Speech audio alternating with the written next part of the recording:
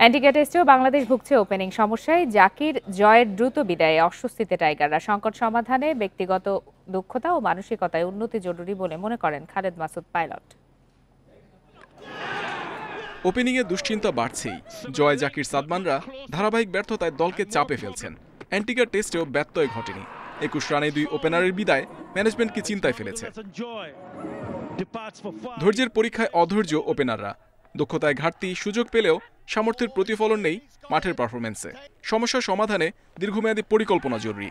Top অর্ডারও তো আসলে run করছে না, এবং টপ অর্ডারকে আপনি বলতে পারবেন না যে এখন নাম বলতে পারবেন না যে এটা আমাদের বাংলাদেশ টিমের ওপেনার। ডোমেস্টিকে দেখবেন এই খেলাগুলো দেখবেন যে কয়েকশো রান করছে, কিন্তু যখনই আমরা আন্তর্জাতিক পর্যায়ে খেলতে যাচ্ছি সেখানে কিন্তু ভালো করছি না। যার বিকজ হচ্ছে আমরা নিজেদেরকে ইমপ্লিমেন্ট করতে পারছি না ঠিকমতো।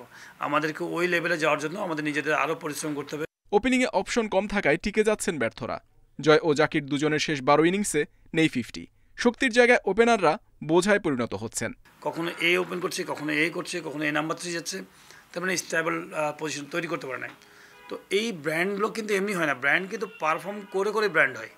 তো যাই পারফরমেন্স নাই বলে তো আজকে এই অবস্থা। ওপেনিংয়ে তামিমের বিকল্প খুঁজে পাওয়া যায়নি। পাইপলাইন মজবুতের অজুহাত দিলেও বিসিবি কি দায় এড়াতে পারে? সঠিক পরিকল্পনার অভাবে ঘরে বাইরে হার সঙ্গী হচ্ছে নিয়মিত।